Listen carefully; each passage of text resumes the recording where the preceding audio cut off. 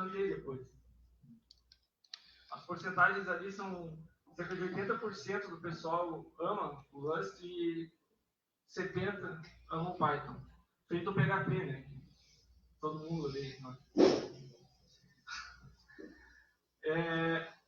No gráfico da esquerda, a gente tem as linguagens odiadas. E a primeira é VBA, não sei porquê.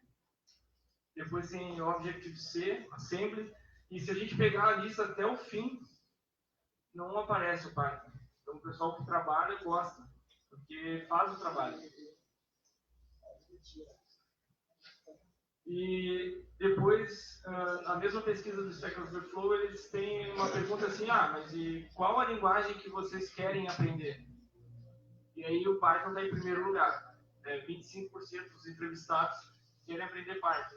17%, que é o segundo lugar ali, é o JavaScript.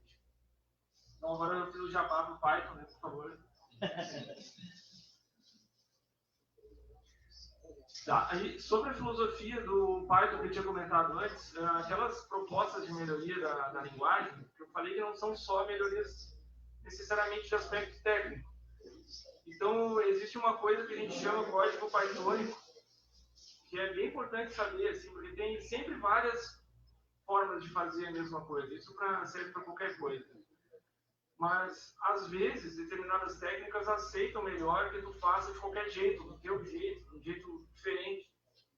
Mas sempre é bom a gente procurar fazer da forma mais correta possível. E no Python, a forma mais correta possível chama código pythônico. Se procurar, na verdade, o termo em inglês, Pythonic, sempre vai procurar Pythonic Way. Como que eu trabalho com arrays, Pythonic Way. Como que eu trabalho com dicionário. E assim vai sempre mostrar um trecho de código que vai respeitar essas duas propostas aqui. É a PEP8 e o estilo de como escrever um código, quantos espaços eu vou colocar, se eu vou quebrar a linha em algum lugar. Essas coisas assim que um linter, por exemplo, vai pegar e vai te acusar que aquilo ali não está bem formatado.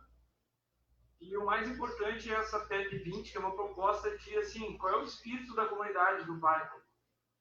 Como é que eu vou escrever isso aqui de forma que não só eu entendo? Como é que eu vou escrever isso aqui de uma forma que qualquer cara que trabalha com Python, por mais que ele não conheça, por exemplo, aqui no caso do Django, ele vai pegar um código meu e não conhece o Django. Mas se eu escrevi tendo esses princípios que o Zen of Python ele diz em mente, a pessoa que trabalha já com Python, ela entende o que aquele código faz. E aqui tem umas coisas que a gente às vezes considera besteira na informática, porque a gente é bem, não tem outra palavra assim para dizer, é bem escroto mesmo. Assim. A gente gosta assim, quanto mais difícil, melhor. Meu Deus, eu sou bonzão, só eu entendi isso aqui que eu fiz. Isso é péssimo. E o Zen of Python ele prega exatamente isso. Pessoal, simples é melhor do que complexo. Bonito é melhor do que feio. Então aquele código em C que é feio, uma linha só, um for lá, maluco, que só o cara que fez entende. Todo mundo acha bonito, só que é horrível. E então o Python, esse Zen of Python, justamente vai contra essas coisas. Não, pessoal, faz em 5 linhas, mas faz de uma forma que todo mundo vai entender depois. A gente vai seguir trabalhando naquilo ali vai nos pegar pelo pé daqui 5 anos. Ninguém vai mais saber o que faz. Então, é importante saber que para trabalhar com Python, geralmente é bom seguir esses preceitos aqui. Tá, agora o Django. Bom, o Django, para começar, ele é um framework. Não sei se todo mundo aqui já conhece o que é o framework, o que é o conceito mesmo. Vou assumir que sim. Ok, o Django é um framework web que uns caras fizeram lá nos Estados Unidos, acho que era no Wisconsin, porque eles trabalhavam num jornal e eles precisavam publicar conteúdo. E aí os caras manjavam de Python e o que tinha na época para Python era o Clone, que se alguém já teve o desprazer de trabalhar com ele vai entender porque eles fizeram um framework deles. E aí lá em 2005, então, no jornal, no Lawrence Journal World, eles fizeram esse framework e abriram o código e perceberam que eles fizeram um negócio bom, genérico o suficiente para ser utilizado e até melhorado, talvez, por outras pessoas. E só que esse jornal foi vendido e agora o site deles é em WordPress. Coisas da vida. O Django, assim como o Python, também tem filosofias. Então é sempre legal a gente dar uma olhada, assim, lendo esses documentos assim, de filosofias, o porquê que para entender muitas coisas do porquê que elas são do jeito que elas são. Por que o diretório é organizado desse jeito, por que tem esses módulos dentro do framework. Então fica mais fácil depois de trabalhar com ele e fazer sistemas em cima dele. E o Django ele é um framework web, mas ele é um framework MVT, que chama. MVT porque é Model, View e Template. Geralmente a gente vê frameworks assim e a gente vê que eles são MVC, né? MVC todo mundo está ligado? Não? Não. Bom, o framework todo mundo falou que já sabe o que é, manja. Então, MVC, talvez assim na minha época, quando eu fiz o curso técnico, tivesse mais relevante. Hoje acho que a gente sai no automático e usa MVC às vezes sem saber. Mas é o famoso 3 camadas, né? Que antigamente quando eu aprendi lá a gente usava Delphi, e aí tu clica 2 vezes no botão e sai metendo código para dentro, era isso. Tá todo mundo feliz, menos tu daqui uns meses, vai ter que manter aquela coisa lá. E aí, então, o que se pensou? Não, vamos dividir o sistema em partes. A gente tem uma parte que é responsável pelo que o usuário vai ver, que é a view. A gente tem uma parte que é responsável por tratar o que está no banco de dados, que é o model. E a gente tem uma parte que é responsável por orquestrar isso, pegar do banco de dados e seguir para o usuário. Ou receber a entrada do usuário e gravar aquilo lá no banco de dados. Então, o MVC são essas 3 partes, a do banco, a que exibe para o usuário e a que cola as 2 coisas. No Django, eles chamam de framework MVT, porque, na verdade, o Django ele tem essa parte do banco, que é o model, ele tem a parte da view, que é o que vai pegar as coisas do banco e vai tratar como exibir para o usuário. Agora, a tela em si, o que vai aparecer no navegador, o HTML, ele vai ter um template, tem um motor de template ali. E a parte do controller, que nem é citada, é o próprio framework que exerce. Então, esse controle de, isso aqui chegou do usuário, toma, faz alguma coisa, isso o próprio Django faz. Então, assim, frameworks, eu falei que o Python tem um monte de pacotes, tem uma vasta biblioteca para a gente escolher. E framework, por que Django? Será que não tem outro? E a verdade é que sim, tem um framework que chama Flask, mas eles chamam de micro framework, porque o framework ele é responsável por te dar várias coisas já prontas. O Flask é um framework que te dá pouca coisa pronta. Então, basicamente, tu vai ter o tratamento do protocolo HTTP e tu vai ter liberdade para fazer alguma coisa com aquilo ali e cuspir de volta um HTML para o usuário. Entendeu? O Django, como ele nasceu de um problema, talvez assim, mais complexo, né, que eles tinham que tratar, o jornal publicava, eles fizeram um framework muito completo. Então, o Django tem diversas partes, ele se preocupa com tudo. Ele se preocupa desde eles fizeram um renderizador de template deles, eles têm um mapeamento objeto relacional deles. Então, é muito mais completo do que o Flask. Então, geralmente, se a gente quiser fazer um site completo, um e-commerce, alguma coisa, o Django vai nos dar uma resposta muito mais rápida do que se a gente quiser usar o Flask. O Flask a gente vai ter que montar um quebra-cabeça, vai ter que pegar alguma biblioteca para lidar com o banco de dados, vai ter que pegar outra para o template, e essas outras partes ele não está preocupado, ele não vai te dar pronto. Então, aqui estão essas partes principais que eu estava comentando que ele já tem. Eles chamam de batteries included justamente por isso. Não é um brinquedinho que tu compra e tem que comprar pilha depois. Tudo que tu vai precisar nele já tem. Inclusive, o Django, dependendo da situação, se, por exemplo, a gente quer fazer um site que é bem simples e o cliente só precisa fazer um CRUD ali, uma coisa que ele vai incluir alterar, excluir, listar. Isso aí o Django já te dá de graça. Assim, ó, às vezes em 10 linhas de código a gente tem isso já funcionando. Tão completo que ele é. E se alguém já trabalhou com essas coisas tipo o React ou Angular, sabe que eles, quando tu instala na tua máquina, eles te dão um comandinho. Tem um CLI lá, o Angular CLI, tem o React CLI, e ele vai te dar várias coisas depois que tu pode... eu quero fazer agora um componente. Vai lá dar um comandinho, ele cria vários arquivos para ti já prontos, e tu só altera o miolinho deles lá e já tem uma aplicação rodando. O Django também já tem isso, até bem antes do que essas outras ferramentas. Então, assim, como todo framework, a gente tem que saber primeiro, ok, eu quero fazer um site. Ok, eu escolhi que a linguagem é o Python, e ok, eu escolhi que o framework do site que eu quero fazer é o Django. Tá, e aí, como é que funciona? Como é que eu começo? Bom, a anatomia de um site, assim, que vai ser feito com Django, se divide, primeiro, tem um projeto, eles chamam que o teu site é um projeto.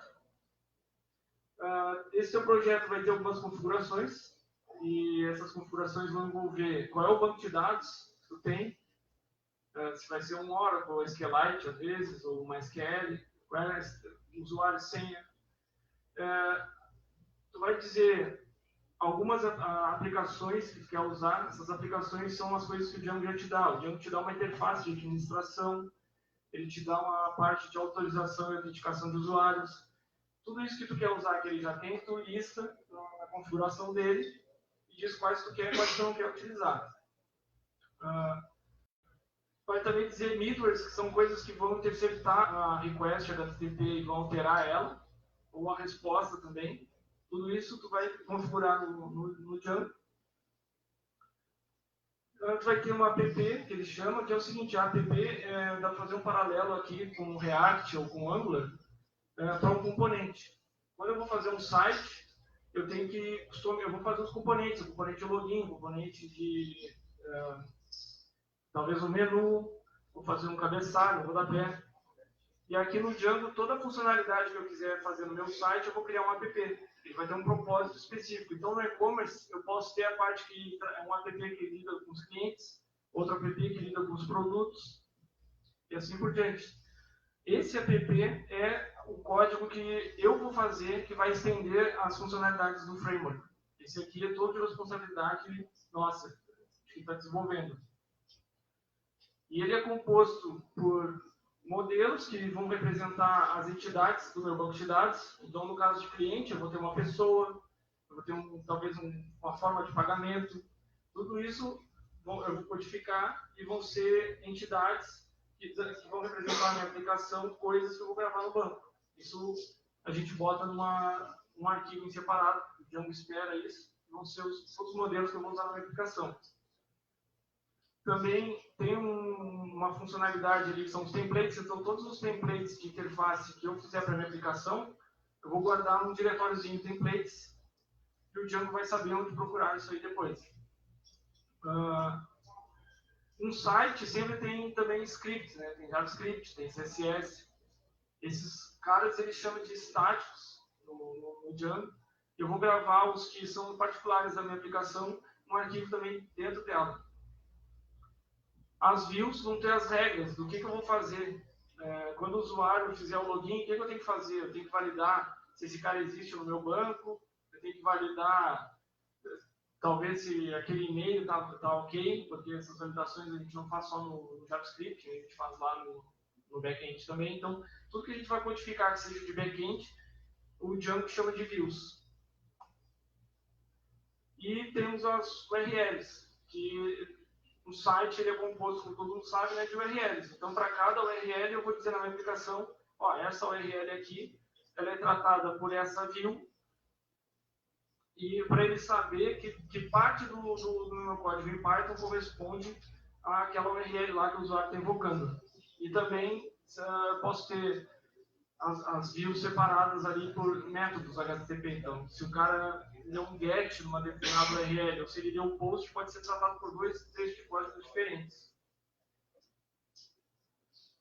E aí, voltando para uma parte mais geral, assim, um projeto Django também é composto por templates que são gerais. Vamos supor que eu tenho um site que tem diversas partes, só que eu sempre vou ter uma barra superior nele, que vai ter um menu. E eu sempre vou ter um rodapé nele também, que vai ter um copyright, alguma coisa. Isso a gente pode colocar nesse diretório de templates, que vai ser usado por todo mundo. Então, esses templates aqui, que são genéricos do projeto, podem ser estendidos pelos templates depois da app.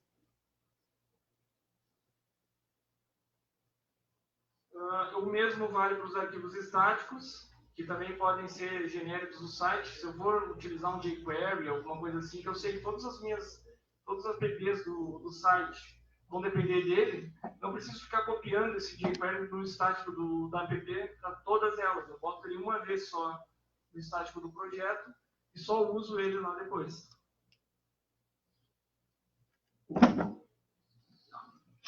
Então, assim, eu queria mostrar aqui quais são os passos, por exemplo, para ver como não é bicho de sete cabeças. Se eu quiser fazer um site em Django agora, o que eu preciso? Preciso criar um diretório na minha máquina para aquele site que eu quero criar. Entro no diretório. Como eu falei antes, o Python precisa que a gente segregue um pouquinho o Python do projeto do Python, que é do sistema. Então, eu crio no VirtualEnv o meu projeto, que é o comando 3 ali. Para usar o pip, geralmente a gente usa um arquivo texto mesmo, que diz quais as dependências do meu projeto. Então, eu vou lá e digo, eu quero instalar o Django nesse projeto, e por convenção, a gente usa um arquivinho que chama requirements.txt. Depois a gente usa lá o pip, que eu comentei lá no início, instala o que está no requirements, vai ter o Django.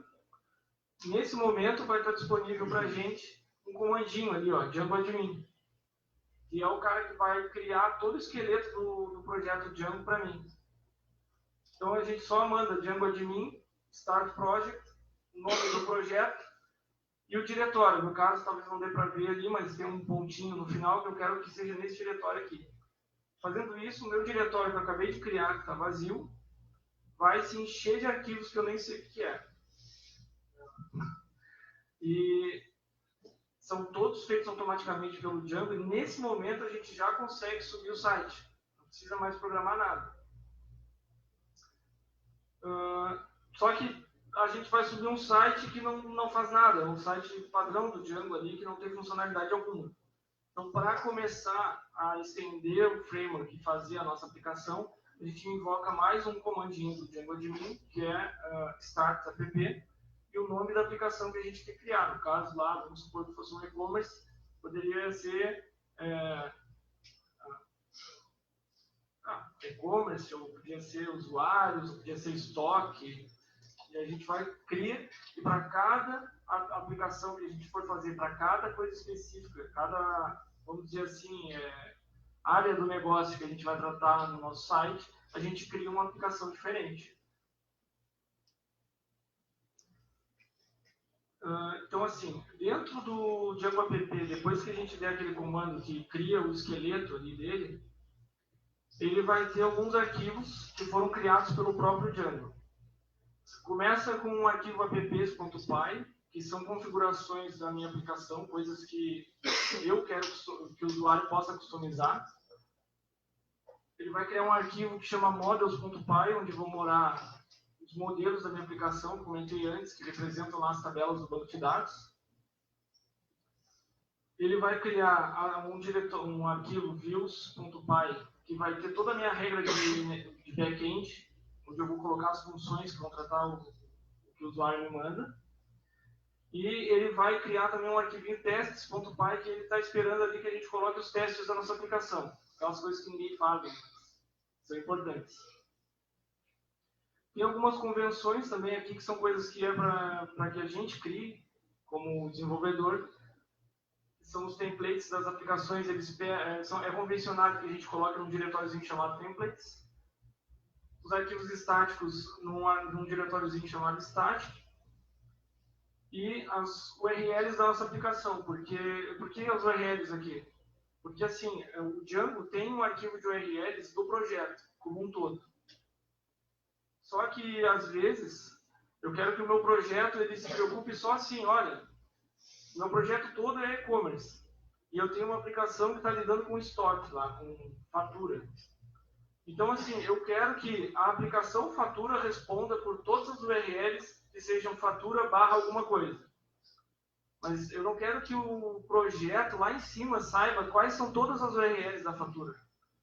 Então, aqui nesse arquivo, a gente tem a oportunidade de especificar dentro da aplicação fatura quais são as URLs que ela disponibiliza. Então, se a gente quiser uma nova URL, a gente mexe só nesse cantinho aqui, fica mais próximo do... É mais fácil a gente customizar a aplicação fatura e alterar esse arquivinho aqui, que está bem pertinho, que a gente tem que alterar o URL do projeto todo, lá em cima. Talvez fique mais claro, depois eu vou mostrar o projetinho funcionando. Alguém tem alguma pergunta? Não.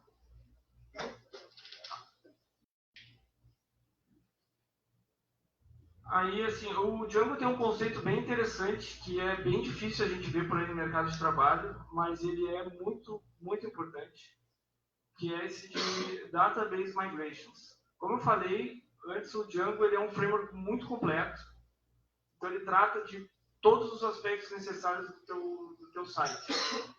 E um aspecto que às vezes é menosprezado é o banco de dados. Não sei se alguém já teve esse problema, geralmente se tem, que é o seguinte, a gente altera a aplicação, a gente adiciona um campo numa determinada entidade da nossa aplicação e, obviamente, esse campo tem que ser também adicionado em todo o nosso código, porque a gente vai receber ele ou a gente vai devolver ele para o usuário de alguma forma. E aí, como que a gente faz para que essa alteração saia da máquina de quem está desenvolvendo e chegue até o banco de dados de produção? E, mais importante, como que a gente faz que essa alteração de esquema do banco de dados chegue lá na produção junto com o nosso código e que não dê problema? Às vezes a gente não está só adicionando um campo, a gente pode estar removendo um campo, a gente pode estar alterando o tamanho de um campo, ele era string de 50, agora ele é 20, ou ele é maior, e aí a gente vai ter problema. Então tem esse conceito que ele não é do Django, ele é genérico do mercado, que chama Database Migrations, que lida exatamente com esse problema. É como se fosse, para quem conhece Git, não sei se todo mundo aqui já ouviu, provavelmente já ouviu falar, né, já até trabalha. Então o Git te dá essa possibilidade com o código. O Git tu pode dar um commit, fazer um rollback.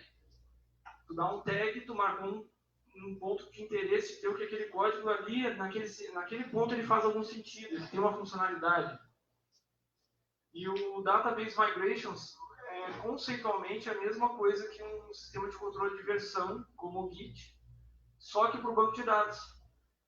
Geralmente, o que a gente faz nesse cenário que eu falei, que a gente vai adicionar um campo numa tabela? A gente vai criar um script SQL que faz essa alteração, e geralmente quem é desenvolvedor não tem acesso no banco de produção. Vou ter que pegar esse script SQL, executar na minha máquina, mexer um pouquinho, até eu chegar num estado que está ok. Eu vou ter que mandar isso para um DBA. Aí, às vezes, o DBA encrenca que a gente não fez do jeito certo, volta, e aí fica essa lambança aí, até o usuário lá tá esperando e tu perdeu o cliente, ou o cara vai demorar um mês para receber uma funcionalidade que deveria receber em um dia. Tudo porque fica nesse joguinho aí, porque a gente não tem acesso. O Django resolve esse problema porque dentro do código, quando a gente define o modelo, que a gente define lá qual que é o que vai ter lá dentro da minha tabela, se lá dentro a gente adicionar um campo nessa classe, dizer, olha, agora a pessoa, além de ter um nome, ela tem um CPF também. Vai ter um comandinho daqueles ali, Django, manage, papapá, que vai pegar, vai ler esse código Python e vai gerar um código que mexe no banco e altera o esquema para a gente. Então, essa alteração vai ser automática. Ele vai gerar o que vai ser equivalente ao SQL. Quando esse código, a gente quiser fazer o deploy dele, quando a gente quiser publicar em produção, a gente dá um comandinho e diz, ó, Django, o que tem de alterações aqui de banco, cria lá no banco para mim. Ele vai fazer sozinho, não precisa de DBA mais. Então, assim, esse conceito aqui, ele extrapola, tá, o Django, assim, ele existe em Java, por exemplo, existe o Flyway, que é uma biblioteca que faz a mesma coisa. Não é todo mundo que usa, ele é difícil de pegar no início, mas depois que pega, a gente percebe rapidinho assim, o que tem de benefício. E antes de entrar mostrar um pouquinho do código, uma coisa que às vezes a gente não percebe, né? Todas as coisas que a gente faz, todos os softwares que a gente faz, apesar de a gente não ver isso de imediato, ele nasce morto. Todo software morre. Se não morre a marca, morre a versão. A gente algum dia vai deixar de dar suporte. E acontece a mesma coisa com softwares que a gente usa. E o Django, por ser um framework, a gente tem que ter muito cuidado, porque todo framework nos dá várias funcionalidades, mas ele também tem... Desculpa. Todo framework ele nos dá muito código pronto, e quanto mais código pronto, mais a gente tem que ter esse cuidado, porque vão ter problemas. A gente vai cair em algum bug, ou a gente vai cair em algum problema de segurança, que ainda é mais grave. E o Django, como ele é muito completo, ele nos dá inclusive a parte do login. Às vezes tem uma brecha de segurança no framework que a gente não percebeu, não atualizou, exploraram. Na pior das hipóteses, a gente foi sacaneado. Às vezes a gente perdeu dinheiro, às vezes perdeu o servidor, outros perdeu o emprego. Então tem que ter muito cuidado. E o Django tem um ciclo de suporte que se divide em duas coisas diferentes. Para quem está acostumado com o Ubuntu, talvez tenha percebido a semelhança. O Ubuntu também trabalha assim, ele tem o LTS, que a gente chama, que é o suporte de prazo estendido, que são as versões que eles vão manter por 3 anos. Então, geralmente, para fazer uma coisa assim profissional, a gente vai querer escolher o Django na versão LTS para trabalhar. Quando é para experimentar uma coisa pessoal, a gente escolhe as outras, que são versões que têm suporte por aproximadamente 6 meses. Onde está marcado aqui de verde escuro é onde aquele cara está sendo desenvolvido ativamente. Praticamente é a única coisa que eles estão fazendo nesse momento é desenvolvendo essa versão do produto. Quando fica no verdinho claro, são esse tipo de suporte que eu falei antes, de segurança, ou algum bugzinho que foi encontrado, e eles vão lançando outras versões ao longo desse período. Então, sempre é importante cuidar para a gente usar a versão que está LTS. Bom, aí tem um cara grande sábio da natureza, o Linus Torvalds, que tem essa frase legal aí. E eu quero ver se vai dar tempo aqui para mostrar para vocês, na prática, como é que funciona aqui o projeto Django. Alguém tem pergunta antes disso? Talvez. Vou tentar fazer aqui, pessoal, assim, ó. Eu deixei pronto um projetinho. Depois a gente estende um pouquinho para agora é a parte prática. Tá. Quanto tempo mais tu precisa para mostrar com tranquilidade sem precisar correr? Acho que uns 10 minutos, tá? Se quiser estender um pouquinho, também pode. Desculpa, pessoal, não quero atrapalhar ninguém aqui qualquer coisa. É que às vezes assim, fala, só que não dá para mostrar ali. Tá. Então assim, ó, aqui eu tenho aqui um diretório, tá? Onde eu criei um projetinho Django que não tem nada. Eu só fiz aquele comandinho lá, Django admin, start project. O nome do projeto eu dei aqui exemplo. Talvez dê para enxergar aqui, ó. O nome do projeto é exemplo. Então, o Django, esses arquivos aqui, tirando o DB SQLite, todos o Django criou para mim. E aí, nesse momento aqui, se eu der um comandinho aqui, ó.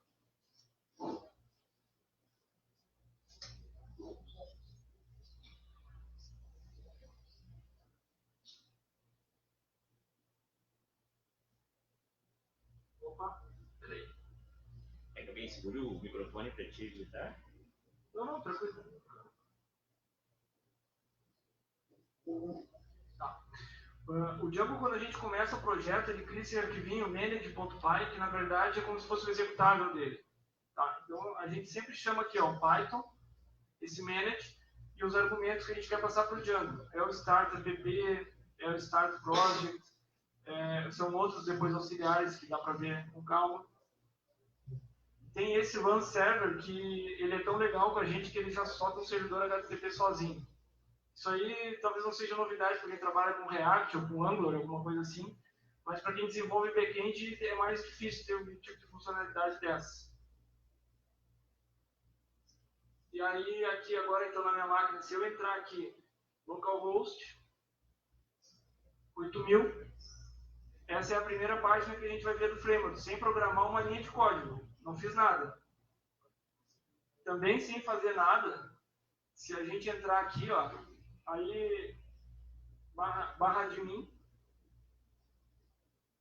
essa aqui é a aplicação de administração dele. Lembra que eu falei que a gente estende o framework criando aplicações? Eu sempre crio uma outra aplicação. Eu vou criar uma aplicação que gerencia usuários, outra que gerencia o meu estoque. E eles criaram uma aplicação que chama admin, que gerencia o site. Na verdade, por padrão, essa aplicação ela só gerencia os grupos de usuário, e já está vazio, né? E gerencia os usuários do site. Aqui tem um usuário para mim, ó, que eu criei. A gente cria esse primeiro usuário também lá com aquele comandinho Django, né? Django admin, chama lá, cria um usuário e vai te pedir na linha de texto um nome de usuário para fazer o login, um e-mail, é obrigatório, e uma senha. E ele vai exigir para entrar nessa interface que exista pelo menos um usuário que seja esse staff. Tá aqui, ó, staff status. Porque esse cara que tem esse flag, ele é o cara que pode logar nessa interface de administração. O WordPress tem uma coisa parecida também, que dá para criar.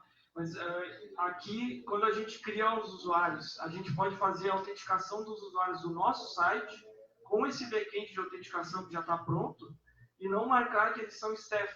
Então, mesmo que a senha seja válida, eles vão tentar entrar nessa interface administrativa e não vão conseguir. E quando eu falei em algum momento ali que dá para a gente fazer um sistema em CRUD bem rápido, sem programar muito, é essa interface aqui que eu estava me referindo. Porque a gente pode fazer, por exemplo, assim, ó, aqui existe um modelo de banco de dados, né? Existe uma tabela de usuários e uma tabela de grupos. Se a gente define um modelo lá que é item de estoque, e a gente coloca uma linha de código num arquivo específico, ele passa a aparecer aqui item de estoque. E só pelo metadado, por saber quais campos tem, que tipo eles são, se eles são data, string, inteiro, ele vai conseguir criar um formulário do nada aqui para a gente. Vai aparecer aqui para a gente fazer inclusão, alteração e listagem daquele modelo ali. Então, se for uma coisa para entregar rápido para um cliente, não precisa se preocupar com a interface. Eu, por exemplo, que eu sou de back-end, não sei nada disso aqui, fiquei muito feliz de saber que isso existe. Dá para fazer um sistema de e-mail nessa base de cadastro? Dá. Na verdade, essa base de cadastro, para quem não ouviu, ele perguntou se dá para fazer um e-mail marketing, né? Dá para fazer e na verdade está pronto. Só vai dizer que campos tu quer, por exemplo, se tu quer o nome da pessoa, o e-mail e talvez qual é o assunto de interesse que tu tem que disparar lá, né? Sim, cria um modelo que representa esse objeto, bota a linha de comando, essa linhazinha no arquivo Python lá que tem, e ele vai aparecer aqui, vai lá, insere todos os registros que tu quer inserir, e deu, tá pronto. Qualquer coisa, na verdade, e-mail marketing, ou palestras, não sei, eventos, até coisas com data, ele já te dá um widgetzinho de data aqui, bonitinho para escolher, é tudo tranquilo. Dá para fazer o que quiser, isso aqui é bem extensível, inclusive dá para estender a própria interface. Dá para fazer a tua aplicação baseada nessa. Se tu não sabe de desenho, assim, tipo eu. Bom, acho que é isso. Depois, assim, pessoal, eu vou mandar, tá? Tem um outro código, que ele é mais simplório, assim, a interface bem feia, mas eu deixei no GitHub um repositório que acabou não dando tempo aqui, que tem um código feito, e esse código que está feito usando o Django, ele tem tags lá no Git, e cada tag é uma coisa que eu fiz. Por exemplo, assim, foi criado o projeto Django, vazio, igual esse está aqui, está tagueado. A próxima tag criei uma app. A próxima tag foi criado um modelo dentro dessa app. E assim vai, várias tags até chegar no final, onde a gente tem uma aplicação feia, mas que faz o CRUD igual esse formulário faz, só que feio, por mim. E aí usando o que o Django nos dá.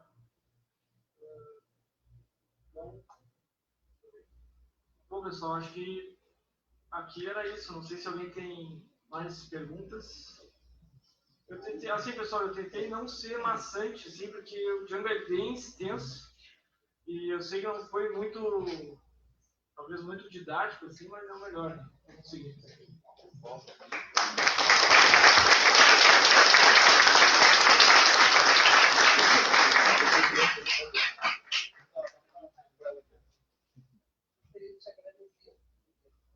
Gostaria de te agradecer e oferecer uma lembrancinha dos alunos e do auxílio SMAI para ti. Agradecimento. Muito obrigada. Agora a gente vai apresentar o trabalho da Rafaela Borges, que ela vai falar sobre monitor de chamadas.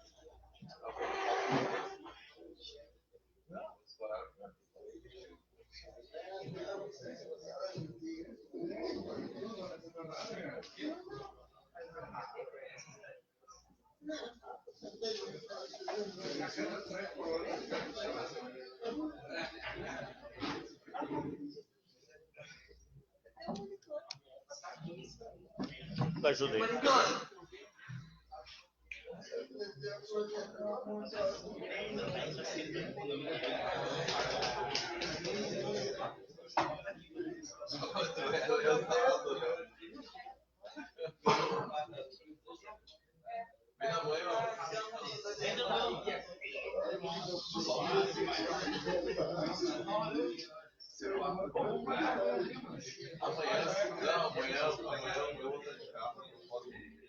Não posso ter.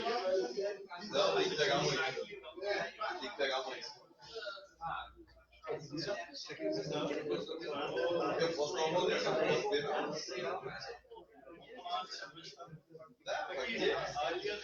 Pra quê? Não, não tô. Esse foco é só.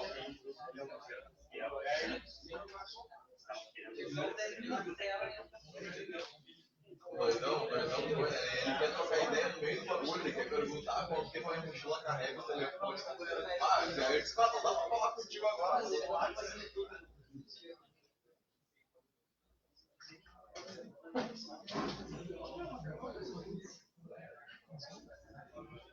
É o Guilherme?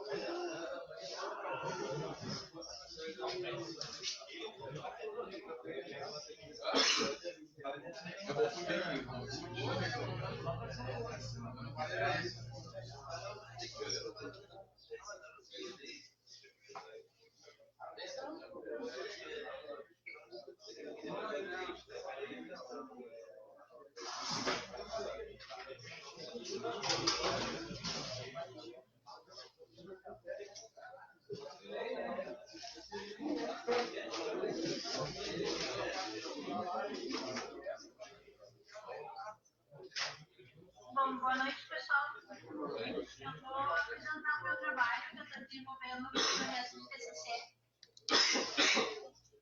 Desenvolvendo o projeto de TCC agora, vou fazer a defesa dele agora no final do ano. Tá?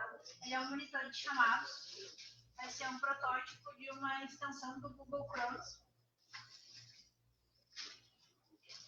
Aqui algumas siglas que eu estou utilizando, tá, dentro do trabalho para especificar o que significa. SDM trata do CA Service Desk, que é o sistema que eu estou desenvolvendo no TCC, com base nele. O SLA, que é o Service Level Agreement, que é o tempo de violação de chamados. O N1 é o que é o nível de atendimento primário, que ele é dentro do sistema de helpdesk. E a API, que é a Application Program Interface, que eu estou utilizando também para desenvolver o meu trabalho. Bom, esse documento ele tem como objetivo apresentar esse protótipo que eu estou desenvolvendo. Esse protótipo ele é uma ferramenta, ele é uma extensão que vai instalada no navegador, tá? Para trabalhar junto com o CA Service Desk. A ideia dessa ferramenta é gerar alerta para o usuário que está ali atendendo, está no telefone, dos chamados que estão em nome dele. Esses chamados, como eu mencionei, eles têm SLAs e eles têm alteração de status. Esses chamados eles têm diversos status e de acordo com o seu SLA ele vai alterando com o tempo. Então, atualmente no sistema, o usuário não tem a noção disso sem atualizar o sistema manualmente. Ele precisa ir lá atualizar o sistema, ver o que mudou de status, o que não mudou, o que o SLA está quase violando e o que não está.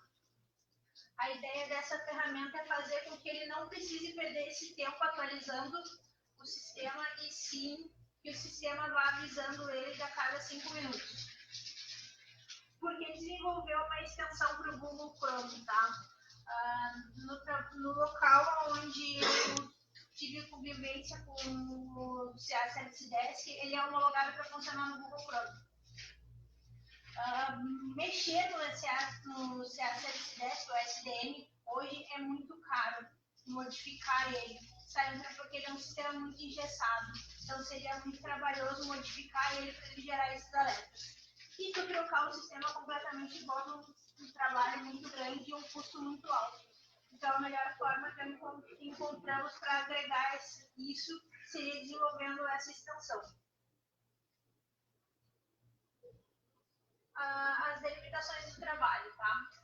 Esse trabalho, a forma mais segura que eu encontrei para integração é via web service, tá? Então, esse documento apresenta essa extensão para realizar essas consultas, todas via web service. O que são essas consultas? Ele vai consultar via API o usuário que está logado. Então, o usuário vai lá, faz o login, no caso, o atendente, o N1, vai lá, faz o login e a ferramenta identifica que é ele que está logado e gera alerta somente dos chamados que estão vinculados ao nome dele. Não vai gerar alertas de outros usuários. Vai fazer alerta somente dele devido à consulta que ele fez via web service e o login via API da ferramenta. Então, o usuário não precisa fazer nada, só precisa ter a ferramenta instalada no Google Chrome e ela vai funcionar sozinha. O objetivo, então, como eu falei, eu tive contato com o CA Service Desk, que foi dentro do Tribunal de Justiça do Rio Grande do Sul, foi onde eu trabalhei durante 2 anos. Eu trabalhei junto com esse sistema e foi no meu dia a dia, como eu trabalhava com o N1, que eu notei essa necessidade. Porque como tu fica atendendo, tu não tem tempo de ficar atualizando chamadas, está atendendo uma ligação, está no suporte remoto, tu não tem tempo de cuidar o que está no teu nome. Foi aí que surgiu essa necessidade. Como eu falei, no cenário atual, não possui esse tipo de alerta, somente atualização manualmente dele. Objetivo específico. O que mais se notava com essa falta de um alerta ali era o retrabalho, porque muitas vezes não dava tempo do colega ver que tinha chamado no nome dele, isso acabava passando para o colega de outro turno, e o colega do outro turno não viu, e assim ficava passando retrabalho para os outros. Isso ajudaria a diminuir o retrabalho, porque a pessoa ia dar prioridades àqueles atendimentos que o auxiliar estivesse violando ou que já tivesse trocado muitas vezes de status, ele daria uma atenção maior. Como eu falei, os chamados eles possuem diferentes status e possuem SLA variado de acordo com a categoria. O que é essa questão? O chamado ele tinha um status, que era em execução, em atendimento, aguardando o usuário, ou aguardando agendamento ou agendado.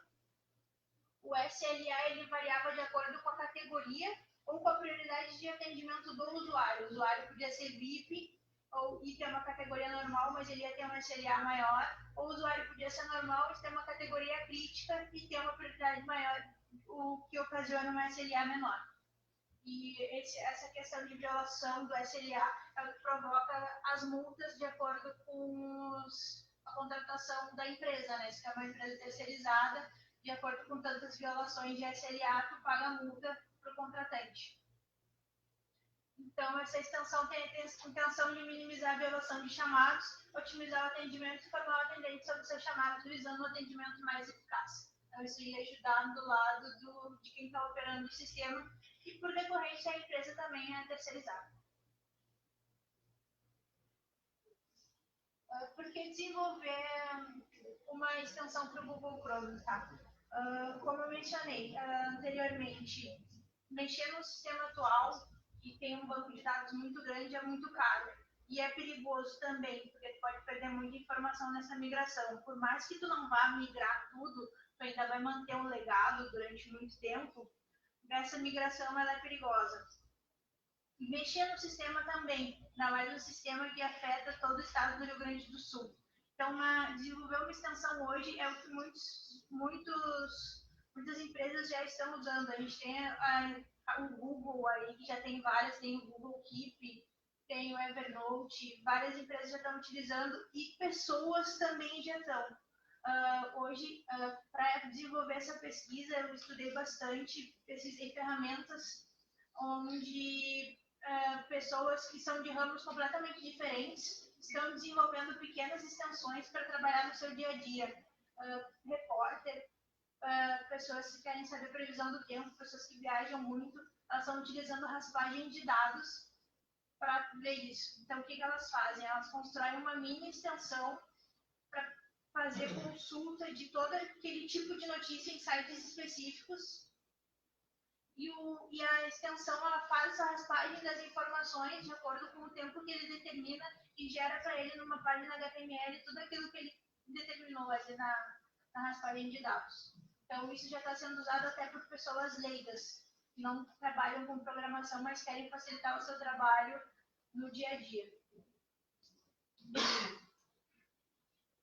As tecnologias que eu vou utilizar é desenvolvimento em JavaScript, utilizando HTML e CSS na parte de estilos.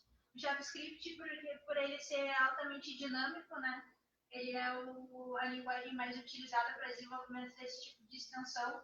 O HTML e CSS para trabalhar com o estilo de layout.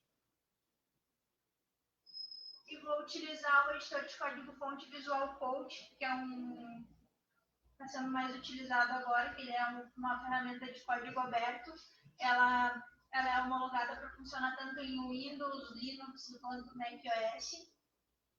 Tá? Ela foi baseada no Electron, que é um framework utilizado para desenvolver aplicativos Node.js para desktop.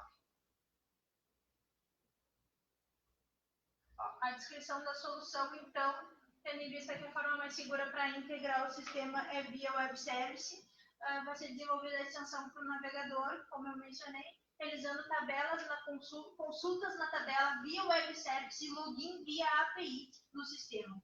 Ele é bem complexo essa parte de entender. Daí ela vai emitir somente os alertas do usuário que está logado no momento naquela máquina. A consulta ela é local, ela não é generalizada. Se eu cheguei aqui e loguei nessa máquina, ela vai emitir os alertas para mim somente nessa máquina, os chamados que estão no meu nome e não no colega.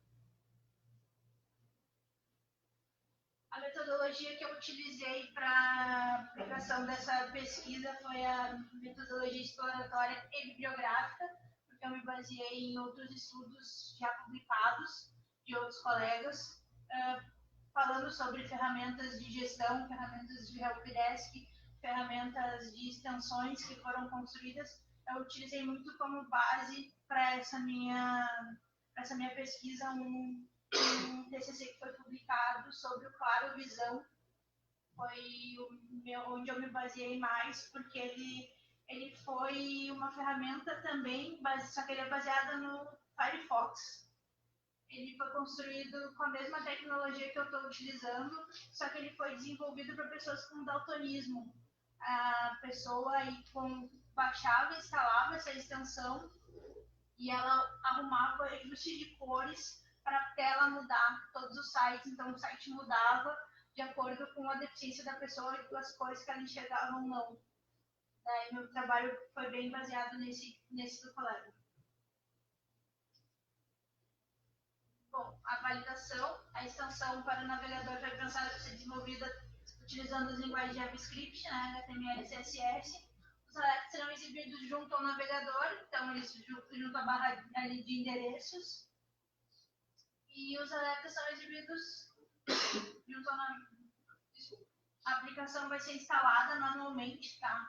Ela precisa ser instalada porque eu não vou conseguir disponibilizar ela no Google Play ainda, então primeiramente ela vai ser instalada manualmente em cada máquina para poder depois disponibilizar depois da validação. Eu fiz uma pesquisa aqui de aderência, tá? Dentro do Tribunal de Justiça e dentro da Capgemini, que é uma empresa que trabalha hoje dentro da Renner, que também utiliza o CA Service Desk, e eles também têm esse problema de... Eles também trabalham junto com o CA e não tem esse alerta junto, emitindo. O colega que trabalha... Eles não vão colocar o CA agora. Sim, também vai sair. Mas por enquanto é isso daí. Por enquanto é o CA. É bem estranho mesmo. Ele é estranho, ele é engessado, ele é um sistema bem difícil de mexer. Ele também conhece o CA também. Nessa pesquisa que eu fiz, eu questionei, né, se as pessoas já tinham trabalhado com o CA Service Desk. 100% foi sim, porque eu mandei somente para pessoas que já haviam trabalhado. Esse aqui foi os diferentes cargos que já trabalharam com o sistema. Como vocês podem ver, 43% era nível N1 e 40% era nível N2. São a parte mais baixa ali, que trabalha diretamente com o sistema mesmo, não é gestão, não é estágio, é o pessoal que trabalha direto ali com frente com o usuário. Eu perguntei se o fato de o sistema ser atualizado manualmente para visualizar as alterações dos chamados na fila atrasava suas atividades. Mais de 65% colocou que sim, que era uma questão que atrasava um pouco as atividades dele durante o dia a dia. E perguntei também se achava que um tipo de ferramenta para agilizar nas atividades, uma ferramenta que gerasse esses alertas, ia se ajudar no seu dia a dia. Então, 100% respondeu que sim, isso ajudaria bastante. Eu botei um vídeo aqui, eu não sei se vai rodar. Ele é um vídeo de um protótipo que eu desenvolvi em aula de como seria o alerta, onde é que ele iria aparecer.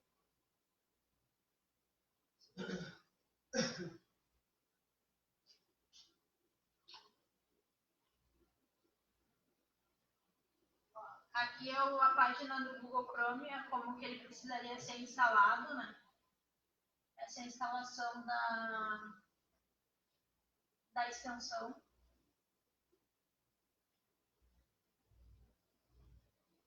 Note que no momento que ele instalou aqui, já começou a aparecer lá em cima em cinza. Bem aqui em cima. Eu fiz só a simulação de um login.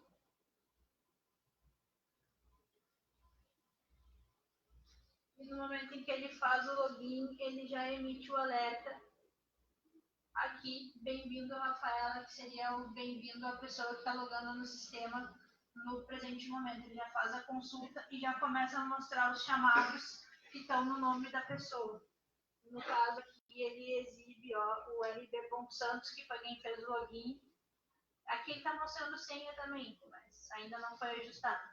E aqui ele mostra o nome de quem fez o login. Então ela já funciona, ela já tem vida.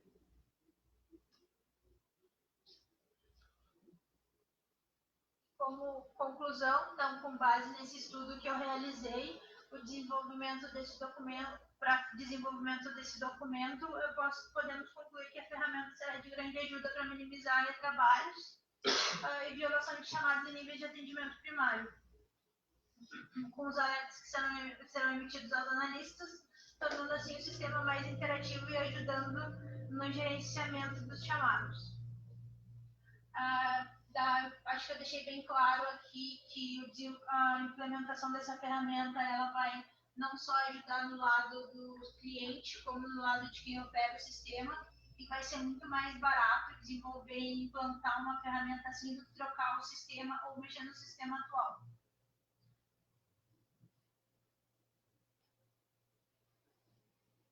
Que é muito mais fácil tu estender uma funcionalidade com uma extensão do que tu agregar uma funcionalidade no sistema tão antigo, tão engessado e tão caro, né?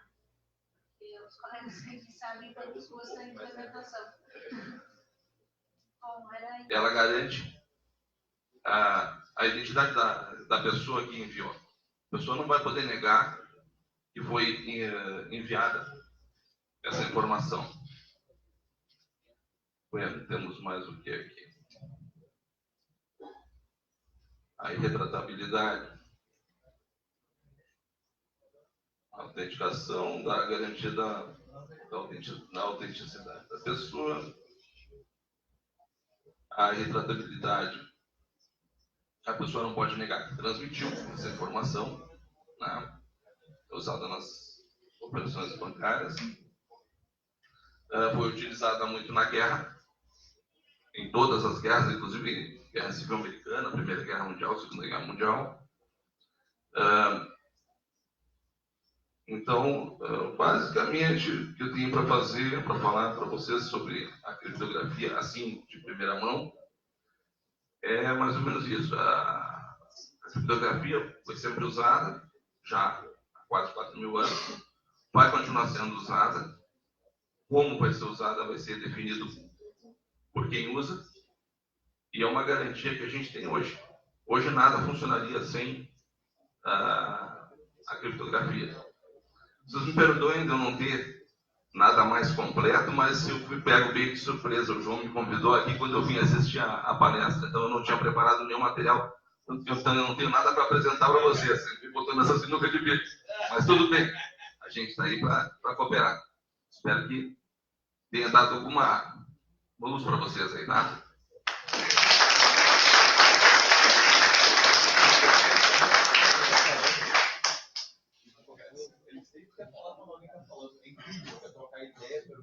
Gostaria de convidar para um coffee, todo mundo. Acredito que a técnica preta tem café com açúcar, tá? Só para avisar. E a outra sem açúcar. E o palestrante, se quiser começar a se organizar, já lhe apresento. Já tá só pelo coffee. Já deve fazer um coffee.